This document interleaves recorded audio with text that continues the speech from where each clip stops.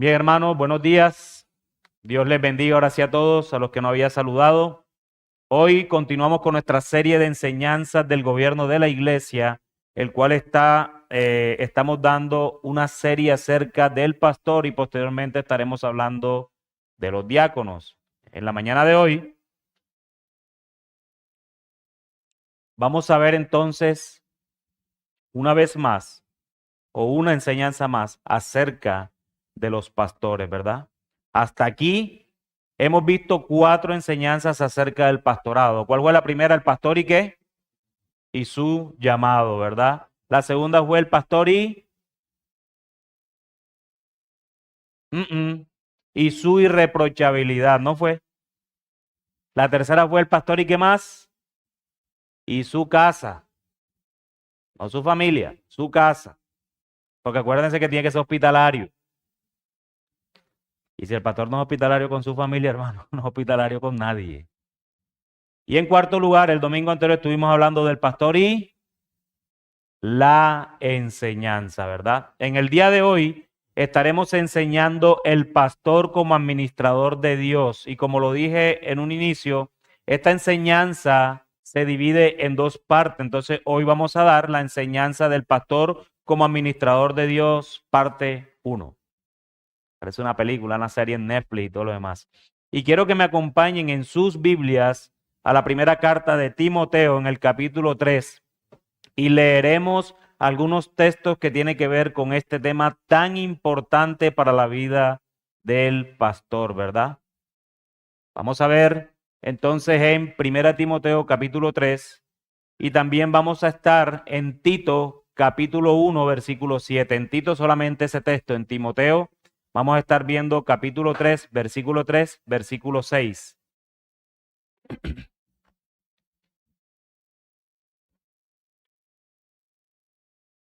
¿Alguien puede leer 1 Timoteo capítulo 3, versículo 3?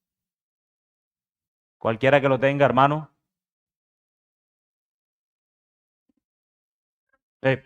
Había alzado la mano mucho.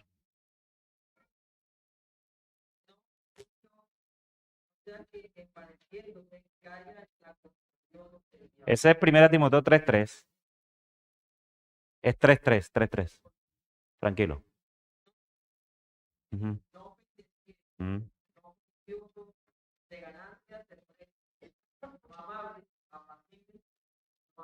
Amén. 1 Timoteo capítulo 3, versículo 6. 3, 6, ahí mismo lo que está ahí en la lectura, en el versículo 6, ¿quién lo puede leer? Hermano.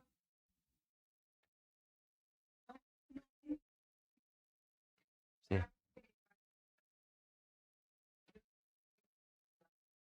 Amén. Y Tito capítulo 1, versículo 7. Porque es necesario que el obispo sea irreprensible, como administrador de Dios, no soberbio, no iracundo, no dado al vino, no pendenciero, no codicioso de ganancias personales. Ok, a diferencia de 1 Timoteo capítulo 3, versículo 3 que leyó Roger, en la segunda parte, bueno, si leemos por cada uno de los no y los sí, pues va A, B, D, Z, A, B, C, D, E, ¿cierto? Pero ¿qué vemos?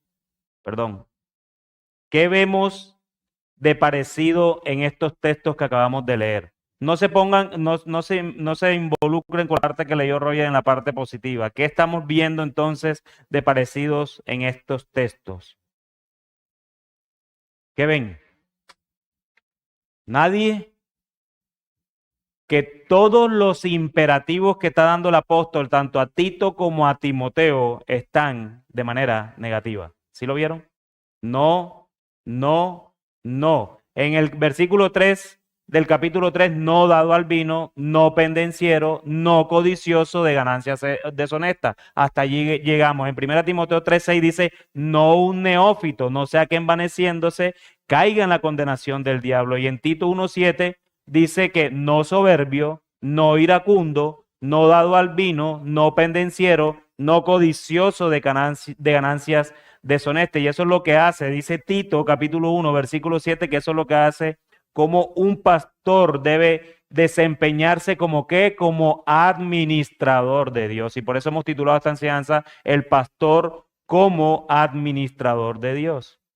Pero si hiciéramos un resumen de ambas cartas, de lo que el apóstol se propone a escribir acerca de estos hermanos que anhelan el obispado, que no deberían ser, entonces lo simplificaríamos de esta manera de acuerdo con ambos textos. Los administradores de Dios entonces deben, o más bien no deben ser o no deben, no dado al vino, están en ambas, en Tito y en Timoteo. No pendenciero, están en ambas, en Tito y en Timoteo. No codicioso de ganancias deshonestas, están en ambas, en Tito y en Timoteo. No soberbio, solo está en Tito.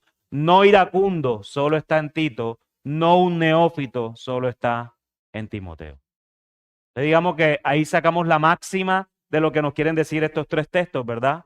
No dado al vino, no pendenciero, no codicioso de ganancias deshonestas, no soberbio, no iracundo y no un neófito. Y eso es lo que vamos a desarrollar, mis hermanos, en esta mañana. De cómo el pastor debe ser administrador de Dios, parte 1, desde el punto de vista de estos imperativos que están en negativo. La próxima semana, como lo dije ahorita, si Dios quiere, veremos lo mismo, el pastor como administrador de Dios, parte 2, pero ahora los imperativos que están positivos.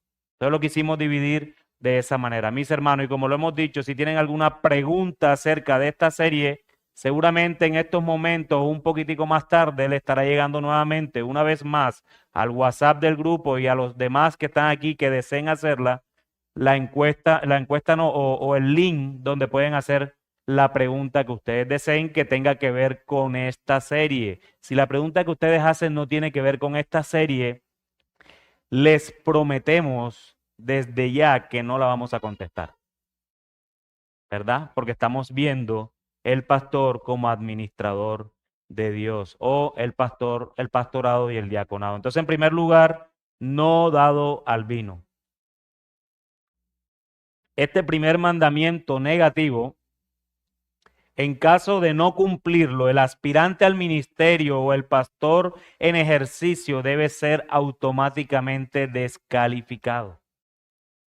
A veces solo pensamos en la inmoralidad sexual como lo único que puede descalificar al pastor o aspirante al ministerio pastoral. Si así fuera, entonces estos mandatos o características o condiciones no existieran en 1 Timoteo capítulo 3 o en Tito capítulo 1. La diferencia es que este puede ser observado previamente por una condición que el aspirante o el pastor están teniendo y puede ser detectado a tiempo y puede corregirse. Cuando el candidato es infiel y consuma el pecado, entonces ya más nunca podrá ser marido de una sola mujer. No tiene reversa, ¿cierto que no? Pero si el pastor o candidato al ministerio es dado al vino de manera comprobatoria y que resalta en él, entonces es posible, hermano, que no haya sido llamado al ministerio. ¿Qué significa dado al vino entonces? Es la pregunta que todo el mundo hace. ¿Qué significa dado al vino? ¿Será que me puedo tomar una copilla? ¿Me puedo tomar 2, tal vez 15? La ciencia dice que yo me embriago a partir de la canasta número 4 de cerveza. Entonces, como la Biblia condena el no embriagarse, entonces yo puedo tomar hasta 3:29 de la próxima canasta. Porque así somos muchas veces cuando queremos buscarle, como lo dicen popularmente, la comba al palo. Pero ¿qué significa entonces dado al vino? Dado al vino es como suena, dado al vino. Es una tendencia a beber bebidas embriagantes en exceso, hasta perder la facultad de una mente sobria. Juan Calvino señala que embriagarse incluye cualquier falta de moderación por beber algo precipitadamente. Sí se entiende. O sea, que no solo es condenable el tema de que lo haga, sino el deseo tal vez precipitado de querer hacerlo, buscar ocasiones en donde un cumpleaños, sí, a mí me traes 2 cervezas. No, eso no es malo, ¿verdad, hermano? No, otro cumpleaños, yo quiero esa cerveza. Piensa más en la cerveza que en la comida. Hermano, yo creo que puedo tener una tendencia a ser dado al vino. Entonces, no dado al vino no significa que el que aspira al ministerio pastor no pueda tomarse una copa de vino, quiero ser claro. Incluso delante de la iglesia. Porque quiero ser claro con eso. Eso no quiere decir eso.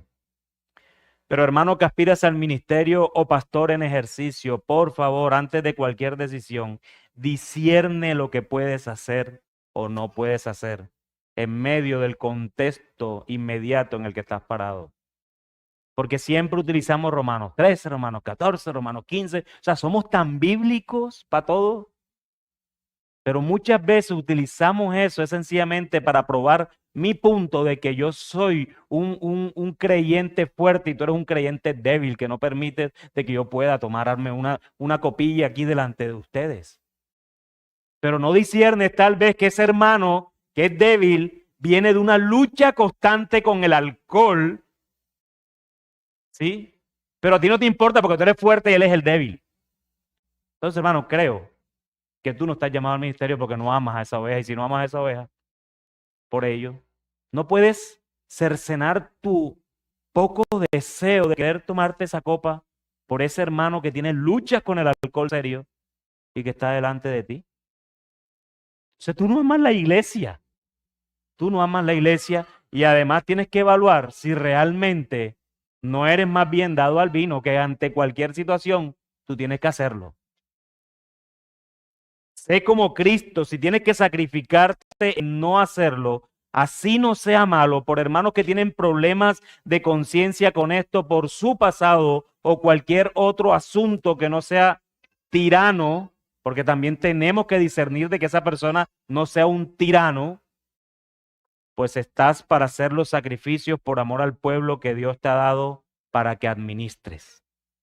Eso es lo que hace un pastor, eso es lo que hace alguien que cree que ha sido llamado al ministerio. Esto no es solo por convicciones, sino también por amor. Por amor. Muchos colocan las convicciones por encima del amor al prójimo y creo que en muchas ocasiones esto no es sabio. No se trata de ceder a lo que otros digan, no. Se trata de discernir cómo mayormente el Señor es glorificado en tu vida y la de las ovejas de Cristo que te ha dado para que pastorees. Ese es el punto. El punto es ese, analizar. Entonces, hermanos, si tú no estás para sacrificarte, no te preocupes. Tal vez no has sido llamado, igual y digo como lo dije desde la primera enseñanza, si no has sido llamado, bendito sea el Señor, no pasa nada. No pasa nada. Pero no me vengas a decir que tú has sido llamado donde no haces sacrificios. Por personas que honestamente pueden tener luchas con el alcohol o vienen de un pasado bien pecaminoso en ese asunto y que no, porque yo soy fuerte, allá él que él es débil, yo no tengo la culpa, pastor, él es el débil, yo soy el fuerte. Bueno, yo me he encontrado con situaciones en donde hermanos tienen problemas incluso con la televisión.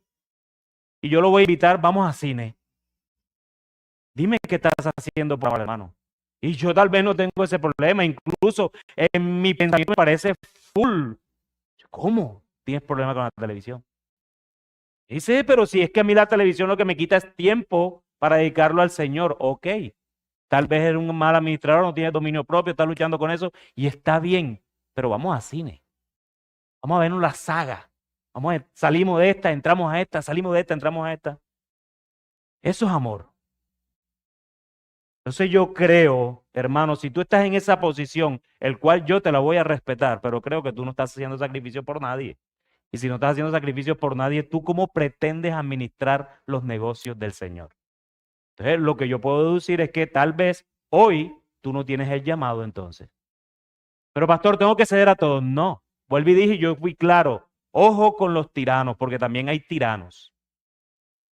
Lo que le dicen la conciencia del hermano débil. Pero muchas veces es tiranía, que ni siquiera es un hermano. Entonces debemos tener cuidado con eso. Así que no dado al vino es precisamente no estar buscando oportunidades a cada momento en donde te puedes tomar una copa siempre. Algo que no puedes dejar de hacer, algo que no puedes sacrificar, porque la Biblia condena solo en la embriaguez. Pastor, me voy y yo nomás me tomo una sola siempre. ¿Cuándo es que son los cumpleaños? ¿Cuántos cumpleaños? Hey, organícense los cumpleaños.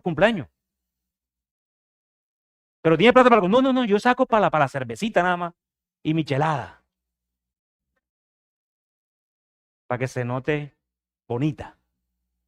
Hermanos, si tú estás en esa condición, yo creo que puedes tener una tendencia a ser dado al vino.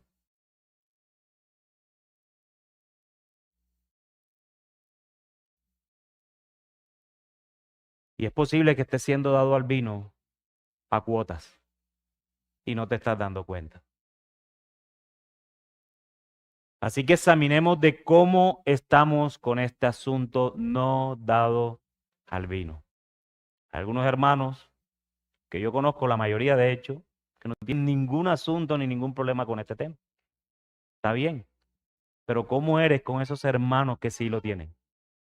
Entonces condenamos de una a esos hermanos, tú no tienes el llamado porque yo te veo ahí una lucha, no, ¿por qué no la ayudas también en estos asuntos? Entonces, hermanos, ojo con estar siendo dado al vino a cuotas, y no nos estamos dando cuenta. Y yo sé que pareciera que fuera fuerte, hermanos, pero yo creo que todo es lo que el corazón nos motiva. Entonces, no dado al vino es no dado al vino. Ese deseo intenso de siempre estar tomándote solo una copa. ¿Dónde está el corazón? No, pero es que el doctor me dijo que esto es bueno para la salud. Analicemos los contextos en donde vivimos. Una ciudad como esta, por ejemplo. Doctor, pero como la Biblia no condena sino es la embriaguez, yo fui aquí a la 74 con 44 en la esquina, no estaba adentro, estaba en la otra esquina. Y como eso no es condenable, yo estaba ahí, nada más estaba haciendo así, así. Hermano, ¿tú estás seguro que eso glorifica? ¿Cómo? Yo lo que le pregunto es, ¿tú te vas para el infierno? Yo no le digo eso. Yo lo único que le pregunto a una persona es, ¿tú cómo glorificas al Señor ahí, parado al frente, en la esquina, con ese vino que te vas a tomar esa noche y haciendo el hombro así? ¿Cómo estás glorificando al Señor? Si tú crees que estás glorificando al Señor ahí, echa para adelante. Y esa es tu conciencia con el Señor. Pastor, pues yo nada más lo hago 4 o 5 veces al mes. Mira el contexto donde estás viviendo. Mira la ciudad donde estamos viviendo. Todo eso, mi hermano, todo eso tiene que abrumar tu mente y tu conciencia para tomar decisiones que traigan gloria al Señor. Porque tú no puedes simplemente ser, no es que yo soy cristiano y como yo soy cristiano, yo creo lo que la palabra dice y yo lo aplico aquí porque a mí no me importa lo que piensan los demás. No es tan así. Tienes que analizar contextos. Apliquemos hermenéutica a nuestras vidas personales, contexto inmediato, contexto histórico, contexto cultural. Eso se aplica también en la vida práctica. Pastor, que dentro de un mes me voy para la vía 40 y voy a estar caminando por allá. Contextos, hermanos, contextos. Pero también dice la Escritura que el que anhela obispado debe ser ¿qué? No pendenciero. No pendenciero. Si hay algo que el pastor o a todo aquel varón que tiene aspiraciones ministeriales va a ser propenso, es a ser pendenciero. De verdad que sí. Y creo que este mandato sí que se vuelve importante en este oficio. Pablo sistemáticamente ha colocado el no ser problemático, que es lo que significa pendenciero, violento o que le gusta la pelea luego de la embriaguez. Además, porque generalmente uno lleva al otro, o eso es lo que vemos muchas veces en nuestro diario vivir. Pero el hecho de que no seas dado al vino no quiere decir que tengas tendencias o que no tengas tendencias pendencieras, lo cual es sumamente peligroso para un hombre que ha sido colocado en autoridad de la iglesia de Jesucristo. Por eso el llamado a los hombres que aspiran al ministerio o a los que son pastores en ejercicio es a no ser pendencieros, problemáticos, que andan cada momento en riñas. Estos hombres que de cada reunión siempre están discutiendo con alguien, pero de manera acalorada. Evita Hermano, iglesia, evita de verdad reconocer hombres que son pendencieros, problemáticos. De cada consejería salen peores. Una consejería y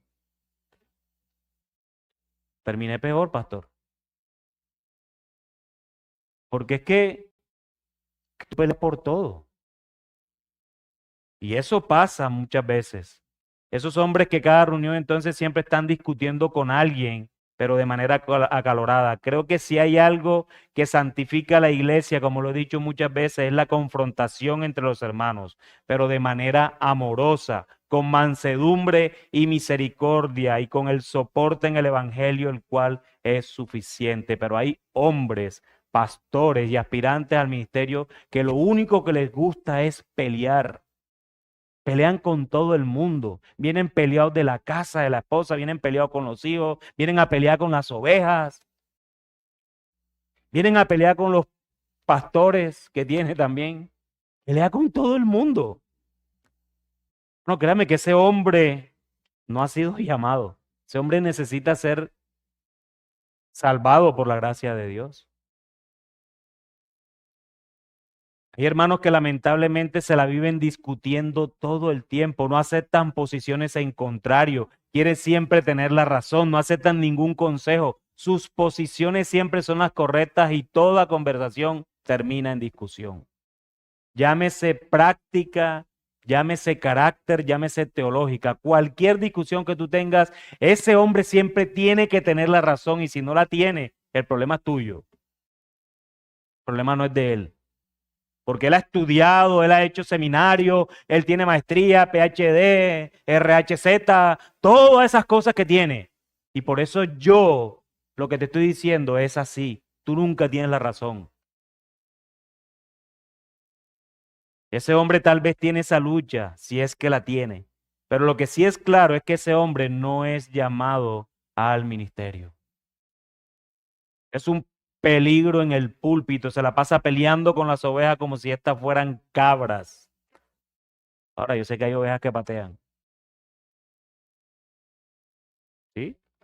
Tengo que decírselo, hermano. Yo soy una de ellas. Ahora, hermanos, es importante entender de que ahora el pastor tampoco ahora tiene que ser entonces el pastor el hombre sin carácter. Todo lo que le diga la iglesia, eso es lo que tiene que hacer. Eso no tiene nada que ver con ser no pendenciero. El pastor tiene que ser un hombre de carácter. Un hombre que cuando tiene que decir no, es no hacia la iglesia, no le guste. Porque él es el que va a rendir cuentas por las ovejas. Cuando ese no es bíblicamente comprobado, es no. O cuando es una decisión tal vez de algo que a la iglesia le parece, pero al pastor no, pues, hermano, si el pastor lo está diciendo es por algo. Quisiera contar una anécdota, pero no lo voy a hacer. De alguien que pidió dejar unos adornos. Y yo le dije, hermana, no. Pastor, pero le dice, no, es que eso se ve feo. Y ya, o sea, el pastor tiene que ser de carácter, pero no pendenciero. Que no, ¡pa! Te dije que no. Y punto. Son dos cosas diferentes. Así que no confundamos el carácter con el peleonero, al que todo busca la pelea. Bueno, listo, pastor, no. Y después en la tarde te escribe por WhatsApp, te dije que no por esto y lo otro. Y punto. O sea, tiene que ser problemático. Entonces, iglesia, tenemos la responsabilidad delante de Dios de no reconocer un hombre que es dado al vino y que es un hombre pendenciero. Es un peligro para administrar los negocios de Dios. Imagínense en esta combinación en un pastor. Uno que es dado al vino y un problemático. ¿Tú te imaginas la cena del Señor aquí? Es increíble, hermano. No, que yo quiero vino. Yo quiero vino y se va a dar. Pero pastor, mire que a esta iglesia han llegado 25 hermanos y hermanas que tienen problemas con algo. No importa, vamos a meterle vino. Ese problema es de ellos. Pero pastor, está la opción del jugo. ¿Qué vino? Dije y ¡pa! ¿Sí ven? A veces ese tipo de decisiones, hoy que vamos a compartir la cena, muchas veces tienen que ver con eso, por amor al hermano, por amor a los hermanos que tienen tal vez esas luchas. No imponer mi gusto porque yo soy el pastor. No, porque a mí no me mandó el Señor, ni a Ángel tampoco, a imponer los gustos sobre esta iglesia. Nos mandó a administrar sus ovejas. Sacarlos de donde ustedes estaban y llevarlos a donde Él quiere. No donde yo quiera, ni donde Ángel quiera. Así que hermanos, ustedes son responsables de este tipo de cosas. Pero también dice la Escritura que no deben ser codiciosos de ganancias deshonestas. Y esta sí que es linda. Quizás una de las críticas más frecuentes que se hace a los pastores es: lo único que quieren es dinero. ¿Cierto que sí? ¿Lo han escuchado? Y da pena decirlo, pero eso es lo que vemos en nuestro día a día. De hecho, hasta ahora, el 80% de los púlpitos, estoy siendo conservador, están enfocando la enseñanza acerca del dinero y el dar, porque si no, siguen en pecado. Así que cría fama y acuéstate a dormir. Esos son proverbios nuestros, ¿no? Es lamentable que a todos nos metan en el mismo saco. Tan es así, algo que me ha costado mucho al momento de estar dando datos para cualquier diligencia que estoy haciendo, es decir, que soy pastor. Yo creo que en mi vida de pastor, a veces que me han preguntado eso, solo lo he dicho una vez. Y lo hice intencionalmente porque estaba en una caja de cambio cambiando dólares. Porque estaba buscando que alguien me preguntara: oye, pero ustedes los pastores me buscan es plata. La única vez que he dicho que soy pastor afuera, cuando le piden a ustedes: ¿a qué te dedicas? Eso, ¿a qué te dedicas? Obviamente si alguien me pregunta en la calle caminando, yo lo puedo decir. Pero en esas empresas, ¿a qué te dedicas? No, soy pastor. Hermanos, yo no sé si a ti te pasa, Ángel, pero a mí me ha costado decirlo. Pero por esta fama que se tienen de los pastores, y no es excusa. Sin embargo, este problema viene hace 2000 años, porque si Pablo lo dijo acá, es porque ya había algunos que estaban codiciando ganancias y además de manera deshonesta. Pablo tiene en mente una ganancia indecente, deshonrosa, una ganancia incluso a expensas del carácter moral. Esto en ningún momento va en contra de que los pastores o los que aspiren al ministerio no deban ser tenidos con doble honor, mayormente a los que enseñan. Esto no significa que el obrero no sea digno del salario, porque si está en la obra, debe ser digno si trabaja en ella. Pero lo que sí significa es que si un pastor en ejercicio o un hombre que aspira al ministerio lo hace porque puede resolver su futuro. Yo quiero ser pastor de iglesia bíblica ciudad porque veo que está creciendo.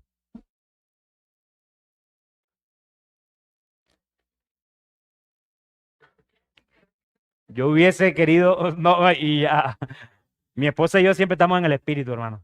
Yo hubiese querido que no estuviera el techo a quien le caía. Mi corazón dañado hace eso. Porque al que le cayera, hermano, ese era juicio. Eso era juicio. Y yo estoy seguro que no me iba a caer a mí porque yo lo sentí por allí. O sea, que iba hacia donde Sandro o Juan Camilo. Otra vez. Hermanos, si tú estás aspirando al ministerio, viendo de verdad que tienes el futuro arreglado económicamente, créeme, tú no estás llamado al ministerio. Porque tú estás llamado al ministerio a sufrir, a padecer, a sacrificar, tal como Cristo lo hizo por ti. Es un peligro que un hombre esté en el púlpito de la iglesia por obtener dinero, por el salario o los emolumentos. No es digno de estar parado en el púlpito. No es digno. El pastor y los pastores potenciales deben renunciar a la codicia y el amor por el dinero. Dice una historia real. Yo no sé si quién conoce a John Wesley, un ex pastor, ¿verdad? Que en dólares hoy obtenía ingresos de $160,000 al año y gastaba en el mismo año $20,000. El resto los daba para los pobres. Puede que no todos vivamos una vida tan radicalmente generosa como Wesley. No obstante, la actitud de un anciano hacia el dinero y las posesiones debería tender hacia ese estilo de vida de este pastor, más que hacia la opulencia de tantos pastores del día de hoy de la prosperidad que están metidos en una cueva de ladrones. Iglesia, vela en esto por tus pastores y por todos aquellos que aspiren al ministerio. Hazte preguntas o hazle preguntas. Por ejemplo, ¿dan tus pastores y los que aspiran al ministerio generosamente y con sacrificio? Dar es una señal importante de estar libre del amor al dinero. ¿Qué filosofía, por ejemplo, tiene el pastor o candidatos acerca de las ganancias en esta vida? ¿Dónde está enfocada su mente?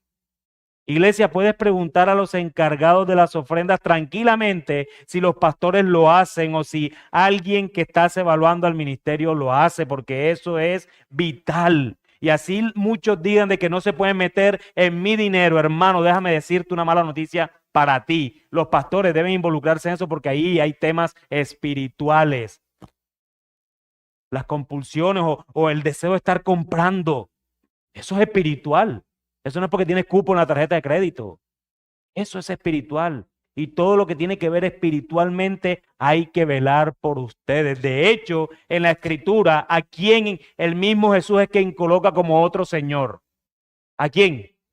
Al dinero. No podrá servir a dos señores. Lo coloca como Señor. Entonces, si Jesús mismo, el Hijo de Dios, el Dios encarnado, coloca el dinero como Señor, es porque hay un problema con el dinero.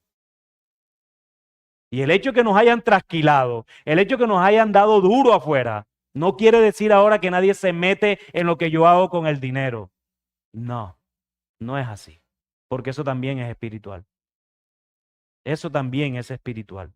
Y si, como lo dije yo unos meses anteriores, si tú confías en los pastores de la iglesia, en lo que te están enseñando, en estos asuntos menores deberían estar confiando mayormente.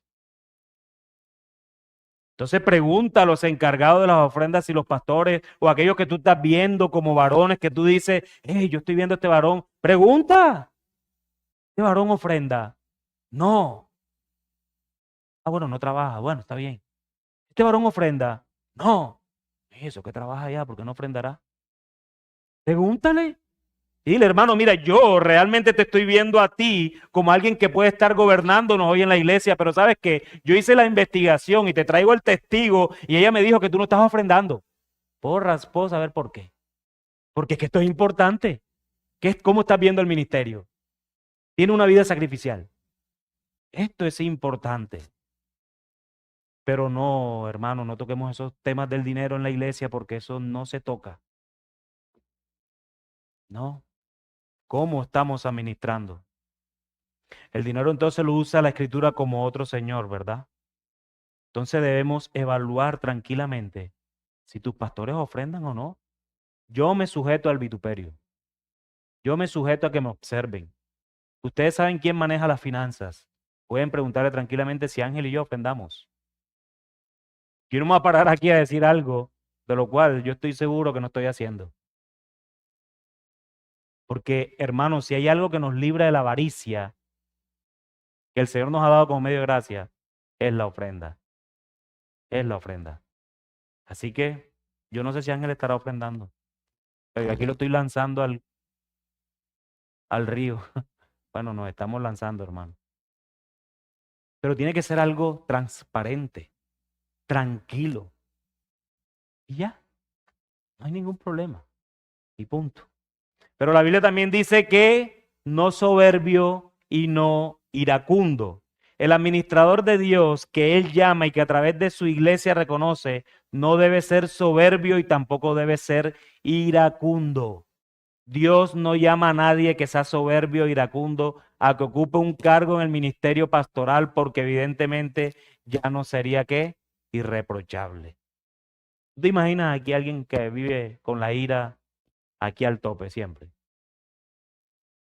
Ser soberbio es tener sentimiento de superioridad frente a los demás que provoca un trato distante o despreciativo hacia ellos. ¿Se pueden imaginar entonces a los pastores de la iglesia o a un hombre que aspira al ministerio con esto? Hombres que se creen superiores a los demás porque, por ejemplo, han estudiado lo que dijo ahorita, teología, perdón. Tienen maestría, doctorado, de cuanto título hacia arriba exista, ellos lo tienen colgado en la pared. Y por eso, como yo tengo todo esto, yo sé más que tú y tú tienes que atender lo que yo diga. Quiero tener mucho cuidado con esto porque no estoy diciendo que el pastor no deba estudiar. De hecho, la semana anterior vimos que el pastor tiene que ser apto para enseñar. Y para ser apto para enseñar, tiene que aprender a escuchar. Y si tiene que escuchar para enseñar, tiene que escuchar lo que le enseñen para enseñar la palabra de Dios. Así que quiero ser cuidadoso. Tiene que estudiar.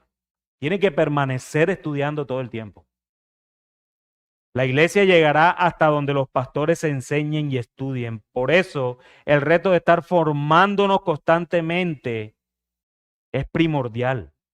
Pero el punto de hacerlo no me hace superior a los que no estudian o pueden saber menos dentro de la congregación. Ese es el punto. El punto está allí. Lo que sabemos, mucho o poco, ha sido entregado por el Señor y debemos administrarlo para su rebaño.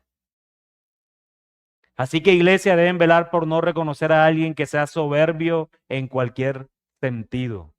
A veces la moralidad se viste de soberbia y como llevo una vida ejemplar, entonces me creo superior a los demás hermanos de la iglesia. Ciertamente no está para el ministerio un hombre así, porque al final del día su regla no es la escritura, su regla es su vida. Entonces él va a ser dentro de la iglesia hombres y mujeres que sean como él, no como Cristo. Y ese es el punto. Entonces un hombre que piense y que ejecute y que actúe de esa manera no debe ser reconocido. Y si está en el pastorado, debe ser bajado a bibliazos, si es posible. Pero el hombre que viva airado no es que sea mejor para la iglesia.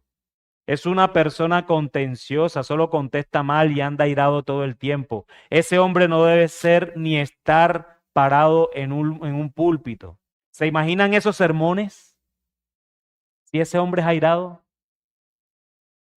¿Se imaginan las consejerías o rendiciones de cuentas al frente de un hombre que solo produce ira en sus labios? Es una persona que está propensa a irarse por cualquier cosa.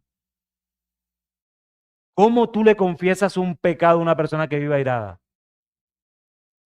Wow. No va como asustado. Pastor, ponte en la otra habitación, yo te digo desde esta.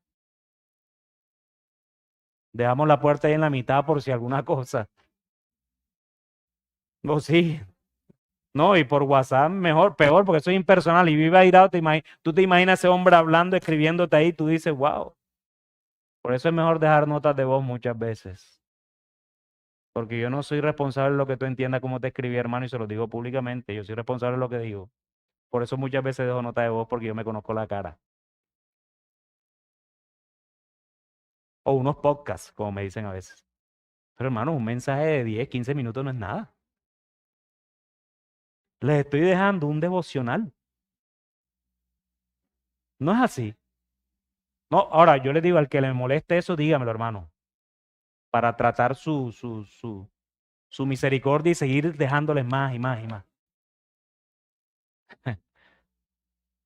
Hermanos, tanto la superioridad como la ira son enemigos de una persona. Ahora, ¿cuánto más estando en autoridad en una iglesia local? No, hermano, tú no tienes nada que enseñarme. Yo soy quien he estudiado. ¿Han escuchado eso en sus experiencias?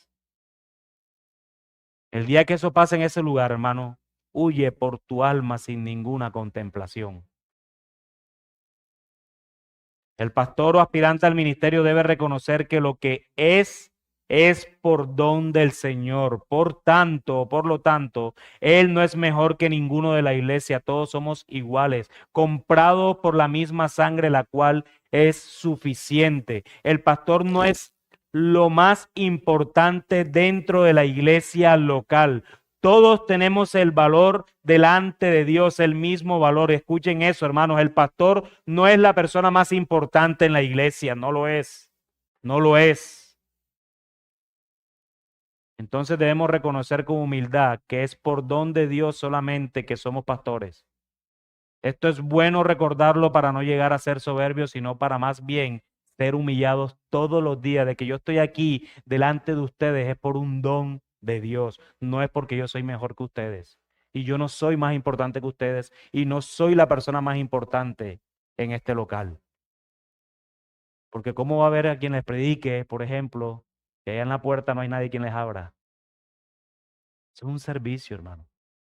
Sí, pastor, tú eres autoridad. No, la autoridad es la palabra de Dios. Y Él me ha puesto en autoridad cuando la ejecute la palabra de Dios. Por eso es que somos autoridad, porque ejecutamos la única autoridad suficiente dentro de la iglesia local, que es la palabra de Dios. Consejería, somos autoridad porque usamos la palabra de Dios. Rendición de cuenta, autoridad porque usamos la palabra de Dios. Predicación porque usamos la palabra de Dios. No es porque yo soy Alejandro o allá está el pastor Ángel. Esa no es la autoridad. Somos autoridad delegada por el único que es la autoridad de la iglesia, es nuestro Señor Jesucristo. Y esa delegación va en virtud de que use su medio para ser autoridad. Entonces, estoy diciendo por defecto que aquellos que no usan su palabra como autoridad, entonces no son autoridad de nadie. No son autoridad de nadie. Hermano, yo le digo todo esto porque muchos pastores comenzaron bien y hoy están desviados por no tener los pies en la tierra y dejarse ganar por la fama, su retórica de predicación o cualquier otro asunto que hizo que se volvieran soberbios. Y un hombre que con cualquier cosa se aira, debe trabajar en ello si cree que es creyente. Pero lo que sí te digo, amado hermano, que es posible que el Señor no te haya llamado al santo ministerio. Y por último, hermanos, en el día de hoy, y no menos importante, ya que muchos púlpitos están llenos de esto, es que ¿qué? Que no sea un ¿qué? Un neófito. No un neófito. ¿Saben lo que significa neófito? Ahorita una de las versiones cuando lo leyeron tal cual lo que significa. Neófito significa un nuevo converso, ¿verdad? Uno nuevo en la fe, es como una planta recién plantada, es decir, un recién plantado, eso es un neófito. Los recién convertidos, tienden a tener mucha energía y entusiasmo. Sus ojos brillan y andan contentos. Esto es muy bueno y no debería ser los recién convertidos, deberían ser todos los creyentes, mantenerse así. Pero lo que también es real es que su celo por Dios no siempre corresponde a su sabiduría, sino a su vida experiencial o cualquier otro asunto que lo trajo a la fe. Por esta razón, el Señor insiste en que cualquiera que aspira al ministerio no sea un neófito. De hecho, quedó inspirado por el por qué no debe ser un neófito. Dice la Escritura que no sea que envaneciéndose caiga en la condenación del diablo. Entonces la Biblia nos deja tanto la cualificación no ser un neófito como la razón del por qué no debe ser un neófito. Un nuevo convertido será incapaz de soportar las cargas del ministerio pastoral. Su fe no debe ser nueva, sino madura. Saber contestar a las dificultades de la iglesia requiere cierto grado de madurez. Una vid madura produce un fruto maduro. De la misma manera debe ser un hombre maduro en conocimiento, obviamente bíblico, que le dé convicciones serias en todos los asuntos, piedad y cuidado. La madurez no tiene nada que ver con la edad, hermanos. Yo conozco hombres muy maduros de 25 y 30 años. Y conozco unos jovencillos de 70. Así que la madurez no va asociado a la edad, necesariamente. Los nuevos creyentes son como los niños. Su nueva vida nos anima y nos entusiasma, pero al mismo tiempo debemos reconocer que la nueva vida es vulnerable. Es un niño en la fe, un pequeñito. Está vulnerable.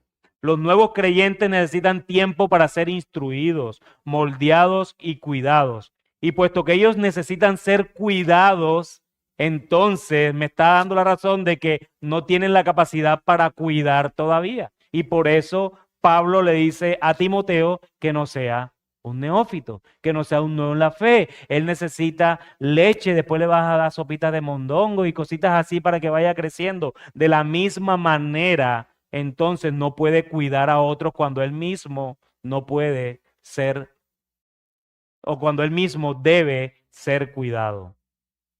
Pablo no nos da un requisito de edad o de tiempo que automáticamente indique la madurez. Así que esto es claro, porque entonces cualquiera que aspira al ministerio no tiene que ver con su madurez en edad, sino con su madurez en el entendimiento y conocimiento y piedad en la palabra de Dios. Cristianos que llevan años en la fe y siguen siendo inmaduros, y cristianos que tienen mucho menos tiempo y muestran una madurez notable. Porque todo esto depende de Dios mismo y al que Él llama. Recuerden que Él es el que llama. Y si Él es el que llama, Él es el que sostiene. Y si Él es el que sostiene, es el que lo va a mostrar a la iglesia de manera como Él mismo pidió en su palabra que fuera. Así que, hermano, que estás aquí, si tú tienes aspiraciones ministeriales, tú tienes que estar incluso descansado, porque si el Señor te llamó, Él te va a mostrar. Así Ángel y yo no quisiéramos, Él te va a mostrar. Así que tranquilos. Lo que se busca es ver al candidato al ministerio o a los pastores en ejercicio con una madurez consciente en la vida y el pensamiento conforme a las escrituras en el transcurso del tiempo. Por eso es que no puede ser un neófito. Un neófito puede llegar hoy, tiene 3, 4, 6, 8 meses de convertido, lo ponen como pastor, se ve entusiasmado, tiene fuerza, pero al cabo de 2, 3, 4 años no se sostiene. ¿Por qué? Porque no se pudo evaluar en el tiempo si realmente esta persona era madura. Tú lo viste maduro, wow, apenas llegó, se leyó la de Gruden, la de Berhoff, se leyó 530 libros, se leyó un libro por día y eso sabe de todo. Bendito sea el Señor porque va a edificar a la iglesia, pero tal vez no tenga la madurez para ser pastor. Así que el conocimiento no es prueba de que tengas el carácter, pero el conocimiento es necesario para el pastor. Y otra cosa, hermanos, sáquense de la cabeza. El pastor o los pastores no son los que más saben dentro de la iglesia. Aquí puede haber alguien que tranquilamente sabe más que Ángel y yo, pero úsalo para la gloria del Señor. Úsalo para la edificación de la iglesia. No lo uses para decir, yo lo interpreto mejor. Yo le hice exégesis a ese sermón hoy, ni por ahí. Porque creo que tú tienes un problema. Y si tú crees que estás siendo llamado al ministerio, la verdad, en esa posición yo lo dudo. Así que, hermanos, tengamos presente todo esto. Al final, el envanecimiento a ese neófito, recuerdan que dice, para que no se envanezca, el envanecimiento a ese neófito lo hará vulnerable y terminará en condenación del diablo, como lo dice el mismo apóstol Pablo a Timoteo. Juan Calvino resume bien esta parte de Timoteo, dice, los neófitos no solo tienen un fervor impetuoso y una osadía audaz, sino que también están inflados con una confianza insensata, como si pudieran volar más allá de las nubes. En consecuencia, no en vano se les excluye del honor de un obispado hasta que con el tiempo su temperamento orgulloso se someta. ¿Sí lo ven? Y esto es hermoso. Esto es hermoso. Porque a mí no me pasó personalmente, pero sí he visto hermanos que cuando llegan creen en el Señor, entienden la doctrina de la gracia, wow, las 5 cosas, wow, la teología de Gruden, la teología, wow, ay, y todo eso entra, y al cabo de 3 meses, yo creo que yo soy llamado al ministerio. O fui a un seminario y creemos que porque salimos del seminario, entonces todo el que sale del seminario es llamado al ministerio. No, hermanos. Porque el llamado no lo hace ni el seminario, ni la iglesia, ni ninguna persona. El llamado lo hace Dios. Dios. Y Dios va a llamar a alguien que Él mismo va a preparar. Dios va a llamar a alguien que Él mismo va a sostener. ¿Por qué no descansamos en esas verdades? No, pero es que yo vengo de este seminario, este sí, no, que este es acreditado, este no, este es más válido, este no, tan. pero al final termina siendo un neófito en el púlpito. Una persona que no tiene madurez y una persona que con el tiempo se termina reventando en el ministerio, reventando su familia y reventando la iglesia. Eso es lo que pasa cuando ordenamos o cuando reconocemos a hermanos que son neófitos.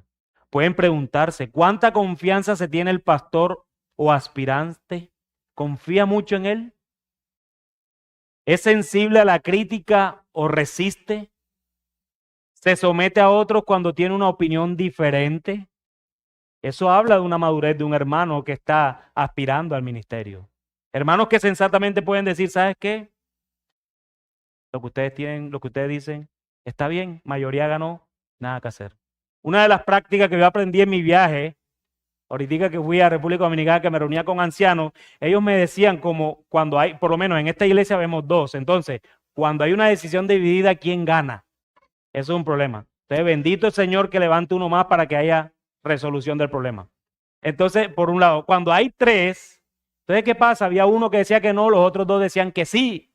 Entonces, este que decía que no terminaba sometiéndose. Y conocí experiencias de pastores que eran los pastores, fundadores y todo lo demás, que decían no y estos dos decían que sí. Y este pastor que tenía 450 años en el ministerio tenía que decir amén. Y no solo decir amén, sino que el domingo él era el que anunciaba para que se viera la unidad en el cuerpo pastoral. Eso es madurez. Eso es madurez.